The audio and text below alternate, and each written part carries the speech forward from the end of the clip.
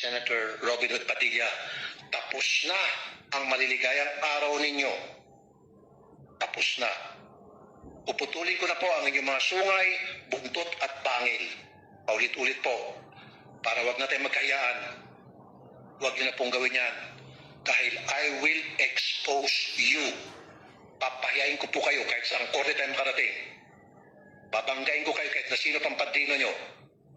I don't care. Ayan mga kababayan, anong masasabi nyo sa pahayag na yan ni Senator Raffy Tulfo sa kapwa niya senador na si Robin Padilla? Mukhang ngayon lang tayo nakakarinig ng isang senador na tila tinatakot ang kapwa niya senador. Samantala may matinding reaksyon naman si Attorney Sal Panelo.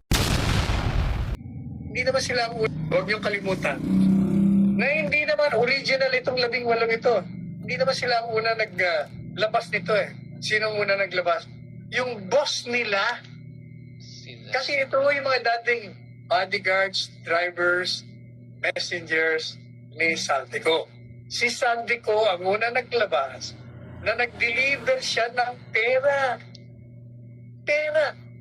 Kay Presidente Marcos Jr., kay Martin Romualdez, at binabalidate lang ng mga ito. Hindi lang pala yung dalawa ugot na ng dami. Eh, naubos nga ang pera natin, di ba? Yung head ngayon, ubod ng yabang. At sobrang yabang. Hindi ko akalain na, kaibigan ko ito eh. Pero yung ginawa niya talaga napakasama at hindi karapat dapat na maupo sa Senado yung mga ganyang klaseng sinasabing public servant. Kaya, tinanong, dahil maraming pumuna sa kanya, napuwersa siya humingi ng tawad. Hindi mo sabi niya, pwede mo kayo. Humingi, ang yaman. Ay, sobra. Samantalang siya, kilalang-kilala siya. Notorious nga ang kanyang, ang kanyang pangalan, na number 1 na bender o breaker ng batas. Di ba sabi niya, pwede natin baluktutin ang batas. Pag ito ay makakabuti. Kaya tinusiran sila. Kaya kayo kasi. Akala nyo pag nandiyan sa radyo, pag pumaporma ng anti-government, akala nyo, pinagtatanggol na at sinusulong niya ang kapakanan ng bayan.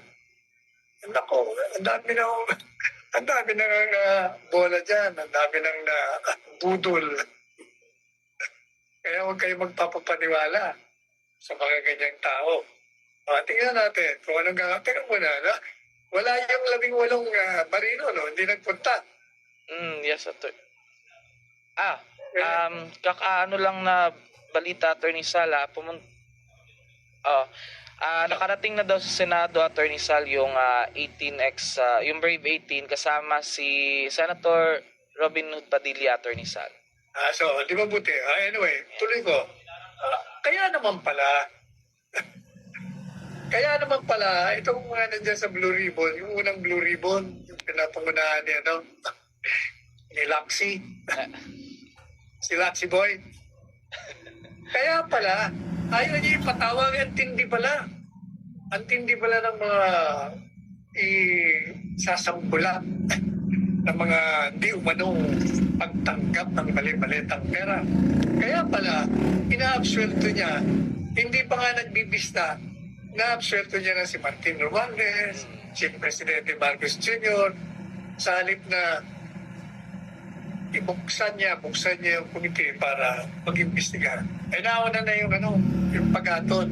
Hindi ba sabi niya doon sa lingolo, kaya hindi ba napulaan mo siya rito sa programa natin? Dahil sabi niya, kailangan bago kayo patawag yan, tingnan ko muna kung nagsasabi ng katotohanan niya. Sus Maria Josep. Kaya nga mag-iimbestiga para alamin mo katotohanan. Bakit nauna yata yung...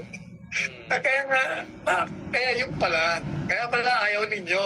Dahil maraming lalabas ng mga sekreto, lalabas ng mga katiwalian. But kaya na sinabi ko, the presumption of innocence will always apply.